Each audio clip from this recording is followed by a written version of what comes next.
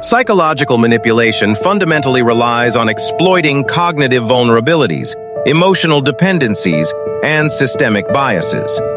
The masses operate under the delusion that they are rational actors. They are not.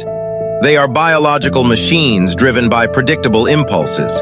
The study of manipulation and dark psychology involves the rigorous examination of tactics designed to influence, control, or subjugate another human being, typically in an underhanded, subtle, or deceptive manner that facilitates the manipulator's personal aim.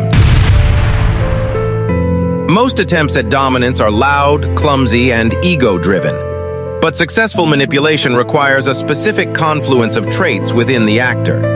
The true apex predator possesses the ability to conceal aggressive intentions behind a veneer of affability, an acute capacity to diagnose the psychological vulnerabilities of their victim, and a fundamental ruthlessness. Today, we deconstruct the exact cognitive architecture of Kiyotaka Ayanokoji. We will analyze the clinical application of 10 specific manipulation tactics used to systematically dismantle reality, establishing a totalitarian grip over human variables.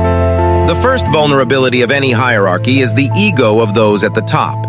Manipulators recognize that overt displays of ambition or brilliance often trigger the primal insecurities of those in power. Ayanokoji's foundational strategy is the weaponization of average performance. Tactic 1. Never outshine the master. This protocol involves flattering superiors to conceal one's own ambition, deliberately underperforming slightly to avoid provoking the insecurities of those in power. By systematically scoring exactly 50s across all academic assessments, Ayanokoji engineers a mathematical illusion of mediocrity. He removes himself from the threat matrix. Tactic 2. Assume formlessness. Physical and psychological rigidity is a death sentence. The objective is remaining highly adaptable and structurally fluid, offering enemies no solid psychological or physical target to attack, analyze, or prepare for. Ayanokoji exhibits no overt desires, no ideological crusades, and no predictable behavioral loops.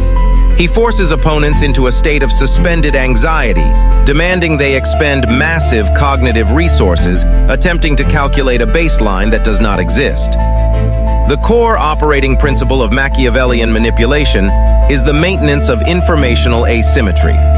By keeping targets in the dark, the manipulator ensures that opponents cannot prepare defenses or thwart unfolding machinations. The manipulator understands that words are weapons.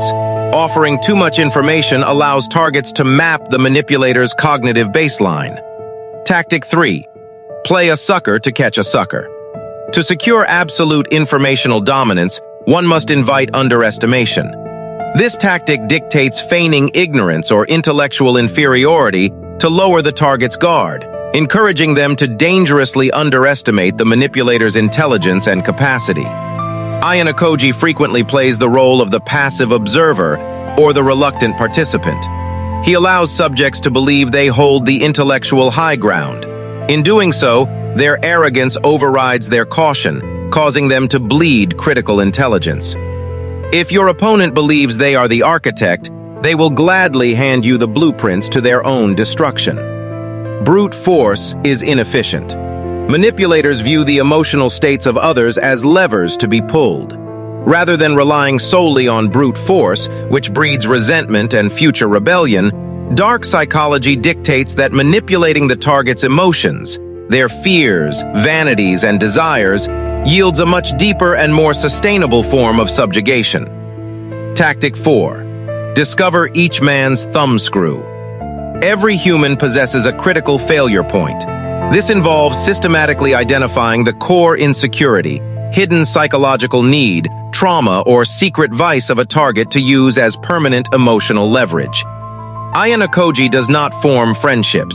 He executes psychological audits. Whether it is Horikita's desperate need for her brother's validation or Karuizawa's paralyzing terror of bullying, he locates the thumbscrew. Once identified, he positions himself as the sole entity capable of either protecting or destroying them based on that specific trauma. Tactic 5. Mirroring. To bypass the target's cognitive defenses, Ayanokoji utilizes tactical empathy. Mirroring involves subtly repeating the last 3 critical words the target spoke. This neurological mimicry simulates profound similarity, facilitates unconscious bonding, and encourages the target to reveal more information. He constructs a bespoke psychological reflection for each asset, ensuring they feel uniquely understood while he remains entirely detached. A flawless strategy requires insulation from consequence.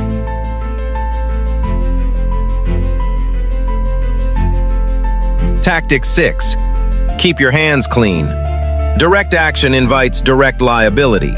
The manipulator must master utilizing proxies, subordinates, and scapegoats to execute unethical, illegal, or unpopular actions, preserving a pristine public image for the manipulator. By elevating Horikita as the visible leader of Class D, Ayanokoji constructs a lightning rod. She absorbs the scrutiny, the attacks, and the reputational damage, while he operates the system from the shadows. Tactic 7. Control the options. True power is not forcing someone to do what you want. It is engineering the environment so they voluntarily choose your desired outcome. This is executed by offering the target a false sense of choice, where all available alternatives, regardless of what the target selects, ultimately benefit the manipulator. Ayanokoji shapes the parameters of class conflicts so perfectly that whether his classmates vote left or right, both paths lead directly into his predefined trap. In direct conflict, the objective is not to win the argument. It is to fundamentally break the opponent's psychological equilibrium. Tactic 8.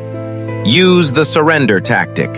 When cornered by Ryuan or the school administration, Ayanokoji will calculate the exact value of temporary defeat. This involves conceding a lost battle to explicitly deny the victor the psychological satisfaction of crushing an opponent, buying time to regroup and plot a devastating revenge. He allows the enemy the adrenaline of a tactical victory, blinding them to the reality that they have merely advanced further into his kill zone. Tactic 9. Weaponized silence and baseline obfuscation. Refusing to offer standard non-verbal feedback to force an anxious target to over-explain, combined with the suppression of one's own tells to prevent opponents from reading emotional states. Ayanokoji's deadpan expression is a calculated void that forces his targets to project their own fears onto him, making them speak when they should be silent. Tactic 10.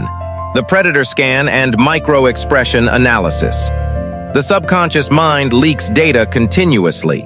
Ayanokoji is perpetually assessing the physical gait, posture, and micro-expressions of individuals in a room to instantly identify hidden fears or doubts, locating the most highly vulnerable target for subsequent manipulation. He does not listen to what people say. He calculates their baseline, detects their deviations, and exploits the differential. The study of these frameworks is not an academic exercise. It is a roadmap to cognitive supremacy. You either understand the architecture of influence, or you are a variable being managed by someone who does. Process this data. Execute the optimal path.